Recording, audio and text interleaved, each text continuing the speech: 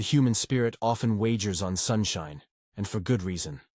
The world, more often than not, inches toward brighter days for most of its inhabitants. Yet there's a shadowy charm to expecting rain clouds, a pull that's hard to resist. Gloom doesn't just outnumber hope in our daily chatter. It carries a certain gravitas, a sheen of wisdom that makes cheerfulness look like it's dodging the hard truths. Let's pause and unpack what it means to bet on the sun.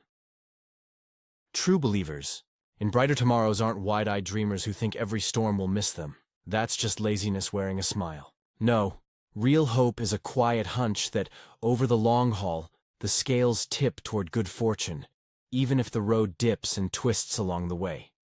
It's built on a simple observation. Most folks rise each day aiming to nudge life forward, not to torch it down. It's not a promise carved in stone, nor a fairy tale. It's just the shrewdest gamble for most of us, most days. The brilliant data cruncher Elena Vasquez once framed it her own way. I'm no starry-eyed optimist. I'm a stubborn realist who sees what's possible. Now let's turn the lens to hope's brooding cousin, despair. It's got a magnetic pull, and here's a tale to prove it. Picture December 20th, 2011. The global economy's staggering like a boxer after a brutal round. Markets are craters, banks are on life support, and jobs vanish like smoke. Just when it feels like the floor's about to give, the financial beacon drops a bombshell feature.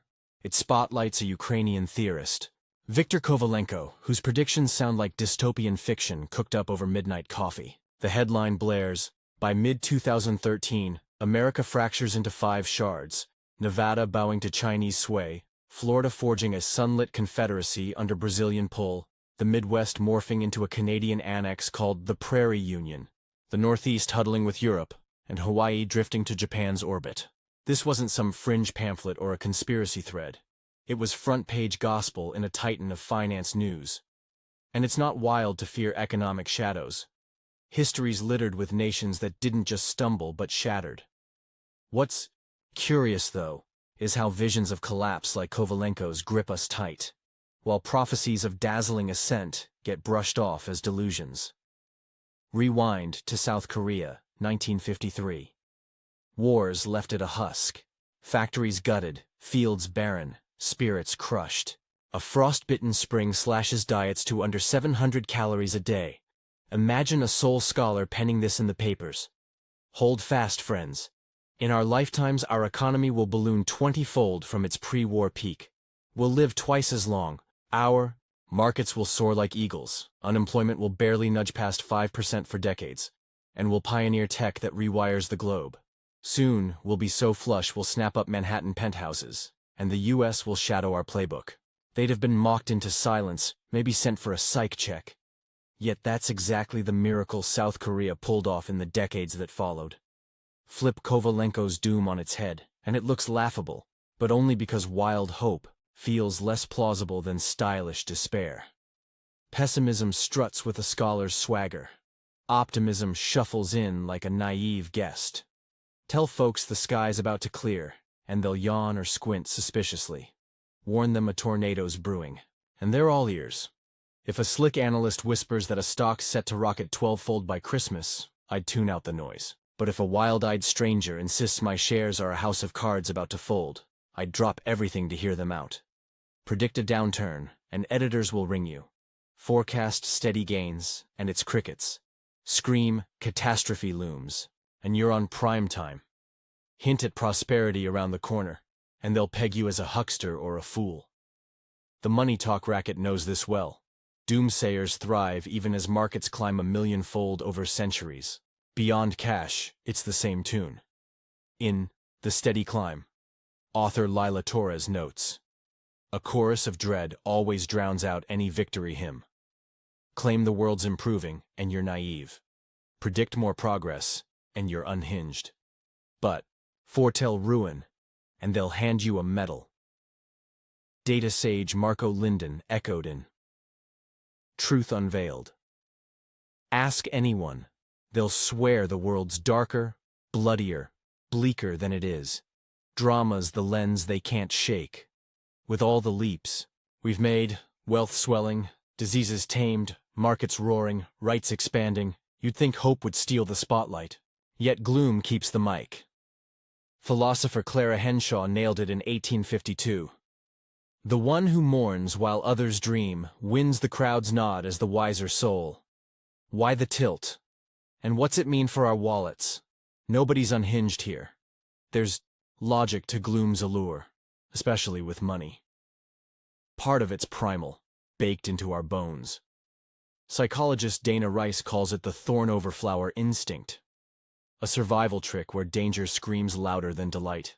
Evolution wired us to dodge tigers, not to linger over roses. But there's more to why financial dread hooks us so deep. First, money's a web. Snag one thread, and everyone feels the tremor. A blizzard in Montana might skip 95% of us, but a market plunge? That's personal, whether you're invested or not. Over half the country owns a piece of the ticker, and even those who don't catch the headlines. A 2% dip flashes in neon panic. A 2% rise barely gets a shrug. We dissect every crash, blaming jobs, policy, or greed. But gains? They're just expected. No story needed. Back in 1930, when stocks tanked and sparked the Great Collapse, only 3% held shares. Yet the whole world gawked, wondering what it meant for their bread and boots, be they teachers, bakers, or welders. Second, doomsayers love a straight line, blind to how the world bends. In 2009, eco-thinker Jonas Feld warned, by 2035, India's thirst will gulp 120 million barrels of oil daily. The planet pumps 90 million now and won't top that. Kiss oil goodbye. Sounds grim, until you see how ingenuity kicks in. Prices spiked, drillers innovated, and by 2020, global output hit 105 million barrels a day. Pessimists see a cliff. Realists see a ladder. Trouble sparks fixes, history's playbook, but gloom prefers a flat horizon. Third, gains creep like dawn. Losses strike like lightning. In 1895, the Chicago Herald scoffed at flight. A machine heavy enough to lift off needs 500 pounds.